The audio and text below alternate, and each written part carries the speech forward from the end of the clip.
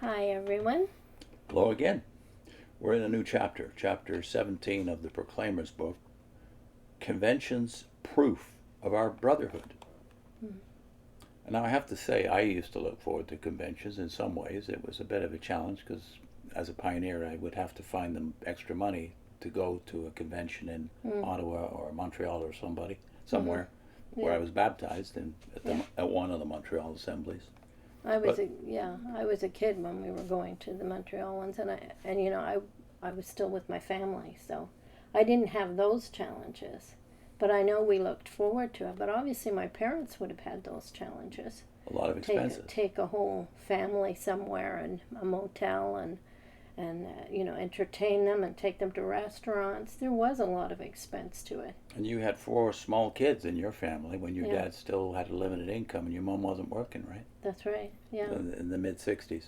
But we always looked forward to it, and us girls, anyways, we got new clothes for assemblies. Of We always course. went, did shopping beforehand. So there was a lot of money involved in it, but of course I wasn't thinking about that because I was still at home.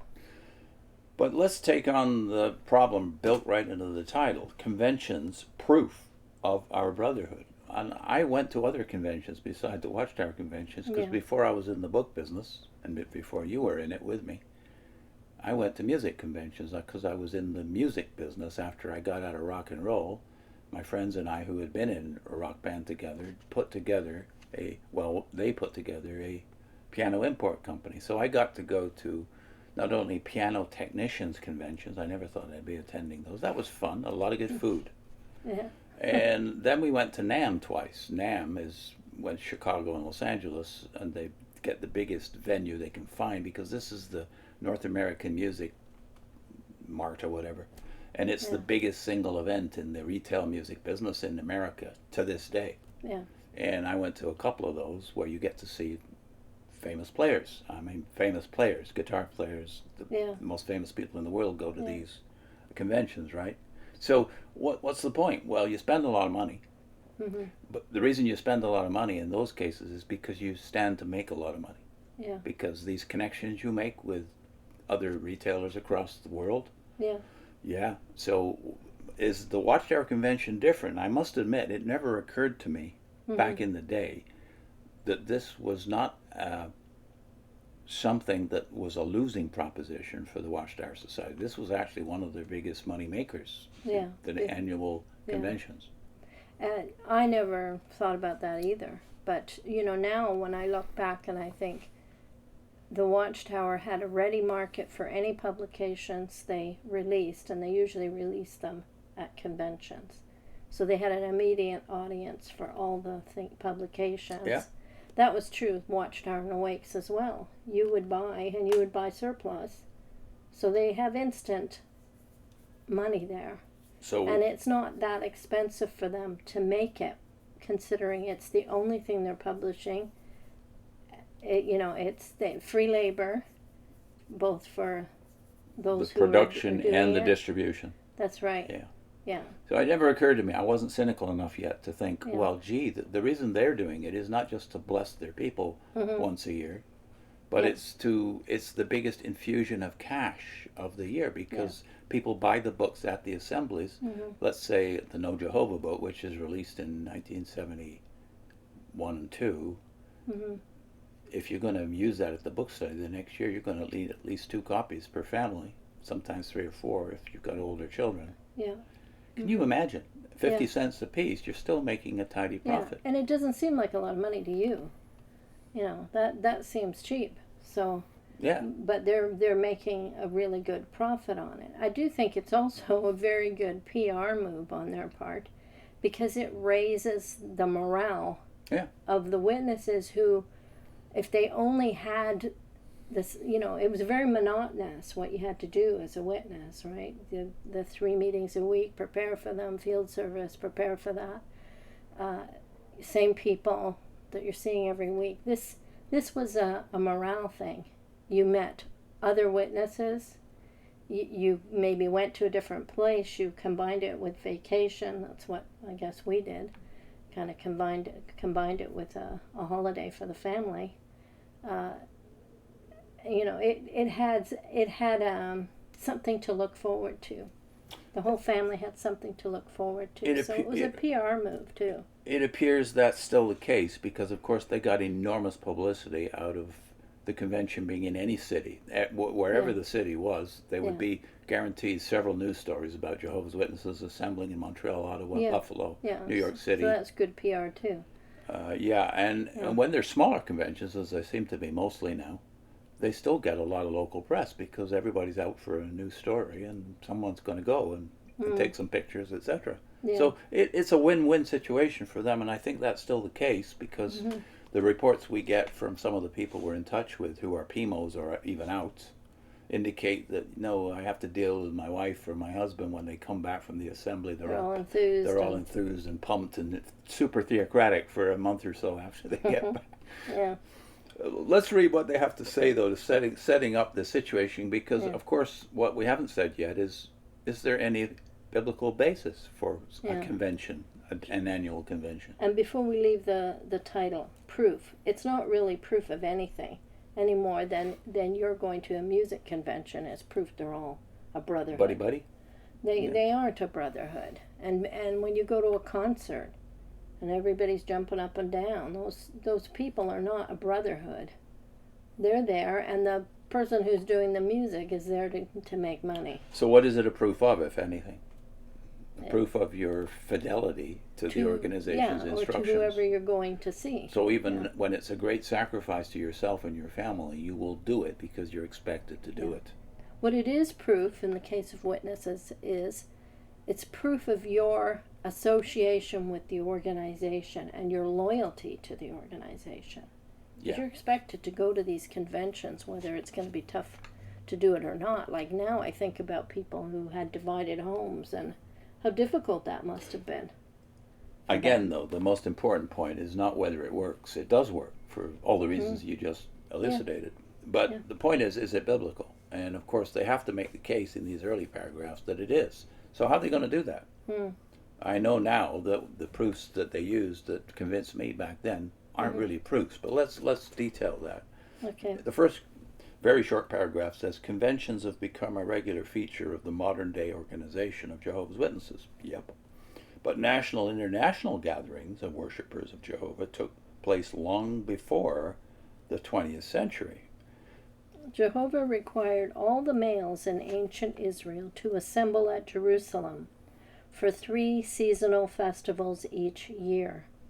Some of the men brought their entire family along. In fact, the Mosaic law required that every family member, men, women, and little ones, be present on certain occasions. At first, the attenders were people who lived within the boundaries of Israel. Later, when the Jews became widely dispersed, those in attendance came from many nations. They were drawn together not merely because Israel and Abraham were their forefathers, but because they recognized Jehovah as their grand heavenly Father. These festivals were happy occasions. They also helped all who were present to keep their minds on the Word of God and not to become so involved in the daily affairs of life that they might forget the more important spiritual matters. In like manner, the conventions of Jehovah's Witnesses in modern times center on spiritual interests, an interesting phrase. To sincere observers, these conventions give undeniable evidence that the witnesses are united by strong ties of Christian brotherhood. Well, they do give evidence to the world that you're united, all right, but they don't think of that as particularly impressive because they think of it as being controlled. Another example of how controlled you are. And the more you look at the proof text here, the more you are convinced, if you're a Christian, that you're manipulating the Bible to make your point. What's the most obvious point about the proof text? They got Exodus 23, Deuteronomy 31, Luke 2, Acts 2, and Isaiah 63. That's it. The most obvious point is that the 2 New Testament texts in Luke and Acts have nothing to do with assemblies. An organized assembly. These are they're going to a Jewish festival. No, Luke 2 in is Acts essentially 2. what they did Yeah. every day. They're daily at the temple. That's Yeah. got nothing to do with assembling hundreds of miles away for a. Yeah. So the New Testament texts don't prove anything about assemblies. The other one, Acts 2, is about Jews coming from a distance to attend a Jewish festival. Yeah. But there's no precedent in the New Testament itself for Christians traveling thousands of miles or even hundreds to go to festivals yearly. Yeah. And So what do they have to do? organized by them, for them. Yeah, No, that's not there. it's a Jewish thing. And then, of course, Yeah. they've got Exodus and Deuteronomy and Isaiah here. Well, the Jews did have festivals, but as you admit here, the males were required. Mm-hmm. Not all the males at that, but at least one of the males, presumably a father or a grandfather, would go to represent your family at Yeah. the festival. And that was maybe 100 miles away from where you lived. It Yeah. wasn't always in Jerusalem. Mm-hmm. Before there was a temple, it could be where the tabernacle was. And some families would go, but it wasn't an obligation that the whole family go. Why not? And they only went sometimes because it wouldn't have been possible for some of them, It wasn't depending economic. on the size of the family and the economics of the family. Yeah. Some of them just would not be able to do that. So there's really no precedent for the idea of everybody getting up and going to a festival that might be Mm-hmm. very far away from hometown. Yeah. There's no biblical precedent for it. All you Yeah. can draw upon is Jewish analogies, Mm-hmm. which are not Christian analogies. Yeah. There's no evidence that the Christians of the first century ever did anything like this. The closest you might get is to see Paul in Acts 20 planning to go to Jerusalem for the Passover. Mm-hmm. Or he actually says not for the Passover, for Pentecost. Mm-hmm. But he's got a special mission, including taking money to the poor in Judea. Yeah. Yeah. So, no, that's not an analogy, because Paul's not saying everybody has to get up and do this. He's Yeah. doing it with He's- a yeah. vow upon him. That's right. So, I mean, in modern days, it's not just witnesses that have conventions. I mean, even religiously, they're not the only ones having conventions. So, this is just, it's a modern thing. It's more convenient. Well, not convenient, but it's a little easier for people to do it today than it would have been Now that we any have other period cars and of trains. history. Yes. Yeah. So it's a modern thing. So, for instance, those of you who might not know this, but the first great prophetic conferences were right here in the Niagara region. Yeah. Niagara Lake, on the lake just 10 miles from here. The great prophetic conferences of the late 19th century. Well, Yeah. how could people get there? Now, they're Yeah. no longer limited to horses and carts. Yeah. Well, they could go by train. And Billy Graham, a lot of times they organized big they didn't call them convention, but they didn't say it was a proof that they were Christians. The fact that they were all getting together for a convention.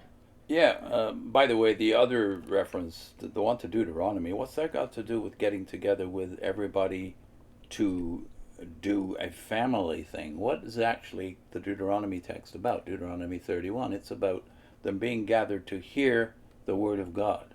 Mm-hmm. And then you have Nehemiah 8, where you have an example of them doing that. After the exile, they learned the hard way that the problem was they didn't listen to the word of God. So Yeah. And Ezra and Nehemiah make a mandate that everybody has to be there, including the children, Yeah. for the reading and hearing of the word of God for hours Yeah. on one day. They were reading the whole of the Torah, so it wasn't like they had prepared assigned talks. Speakers doing no. 30-minute assignments. No, They were nothing like reading the word. How often does a witness ever have an occasion where a whole meeting is just around reading the scripture?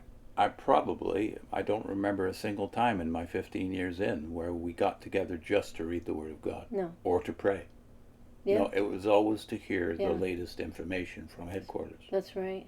You know, like the prayer groups are quite a regular thing in churches. Yeah. Where they get together to pray for one another and name one another and talk about the circumstances of individual people and pray for them. Yeah, That that's was normal. That was foreign to me coming out of the Watchtower. You know, you just didn't do that. Prayer meetings and Bible studies properly, not book studies, Bible studies. Yeah. New thing. Yeah.